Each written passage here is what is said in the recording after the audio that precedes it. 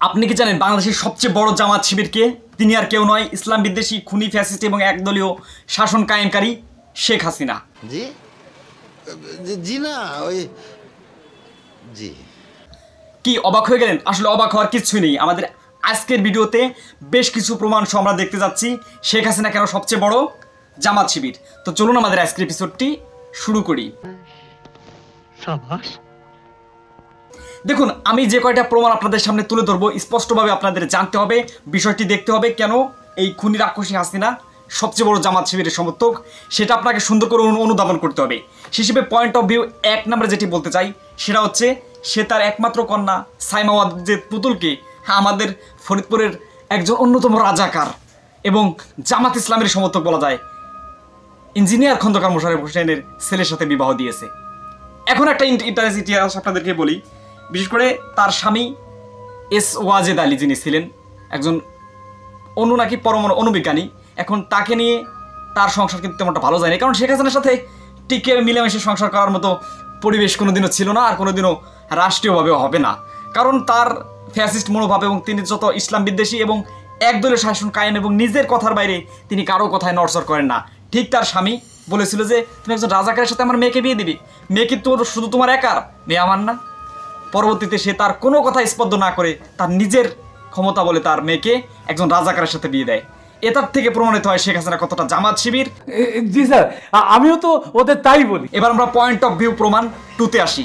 আপনারা একটা জিনিস শুনে অবাক হবেন, সেটা হচ্ছে শহীদ জননী জাহানারা ইমামের নাম আপনারা সকলে শুনেছেন।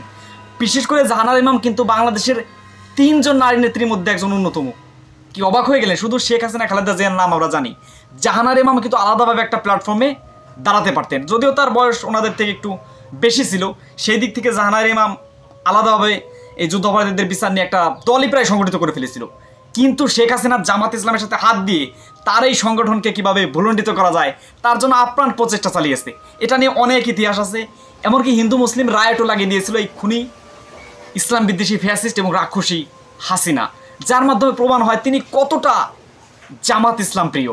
আসলে তিনি কিন্তু সবচেয়ে বড় জামাত শিবির। এবার আমরা সর্বশেষ পয়েন্ট অফ ভিউ 3-তে আসি। সেটা হচ্ছে তিনি কিন্তু জামাতের সাথে আপোষ করেছিলেন, বিশেষ করে খালেদা জিয়ার সাথেও যাননি, এরশাদের সাথে মিশেছিলেন এবং জামাতের সাথে তিনি যে একটা ঘুঁটো করেছিলেন সর্বপ্রথম, সে তখন সময় খালেদা জিয়া কেবল ছোট আকারে জনপ্রিয়, তার আগে থেকে কিন্তু শেখ হাসিনার জামাত ইসলামের সাথে যে একটা মরম সেটা বলার অপেক্ষা রাখে না।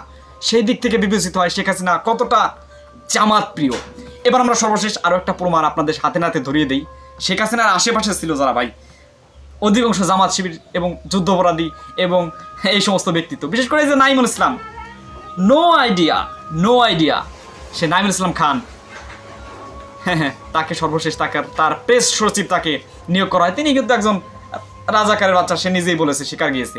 তারপর তার বেআই যে, তারপরে যে আমাদের ফারুক খান, তারপরে যে যুদ্ধ এবং মুক্তিযোদ্ধা মন্ত্রী যিনি কামরুল ইসলাম, রাজাকার পরিবারের সন্তান, নিজেও রাজাকার। মানে এইভাবে রাজাকার বা যুদ্ধ অপরাধী বা জামাত শিবিরদের সাথে শেখ হাসিনা একটা আলাদা মহরম ছিল। কিন্তু সে কোনোভাবেই একমাত্র বিএনপিকে বা অন্যান্য দলকে ফাঁসানোর জন্য তিনি তাদের সাথে ঘুটু করেছিলেন। এবং সে একটা কথাই বলতেন, আমি ভিডিও শেষ করবো, একটা কথাই বলবো, সেটাই বলতেন, কিসের মুক্তিযোদ্ধা। তার মতিউর রহমান রেন্টু যে বইটি লিখে গেছে আমার ফাঁসি চাই, সেই বইয়ের উদ্ধৃতি দিয়ে আপনাদেরকে বলি, তিনি সত্যিকারে মুক্তিযোদ্ধাদের দেখতে পারতেন না, কারণ সে মনে মনে এটাই বিশ্বাস করতেন যে মুক্তিযোদ্ধারা কিন্তু তার বাপকে জয় বাংলা করে দিয়েছে। যাকে হচ্ছে ব্যাপার স্যাপার। আর সে যতটা ঘৃণা এবং রাজনীতিতে একটা অপদস্থ অবস্থায় বাংলাদেশকে কলুষিত করেছে সেটা আসলে ইতিহাসে বিরল। সেই হিসেবে মুক্তিযোদ্ধার চেতনা বেঁচে খাইতো শেখ হাসিনা। খাস বাংলায় যেটি বলতে চাই, ফাইনাল একটা জিনিস বলতে চাই, বাংলাদেশের জামাত শিবির জামাত ইসলাম একটা অন্যতম সেরা রাজনৈতিক দল। সেই হিসেবে তাদের ভুল ভ্রান্তি স্বাভাবিক থাকবেই। 71-এর বিষয় নিয়ে তাদের একটা খোলাসা ব্যাপার আছে, এটা আপনারা সকলেই জানেন। সেই দিক থেকে কিন্তু শেখ হাসিনা তাদেরকে একটা দাবার গুটি হিসেবে ব্যবহার করেছে। আমি সেই দিক থেকে জামাত ইসলামকে কোনোভাবে খারাপ বলছি না। তো সবাই ভালো থাকবেন, সুস্থ থাকবেন। আপনাদের সাথে দেখা হচ্ছে নতুন আরও একটি পর্বে। ফেরিওয়ালা হাঁক দিয়েছে, নতুন পর্বে দেখা হবে আপনাদের সাথে।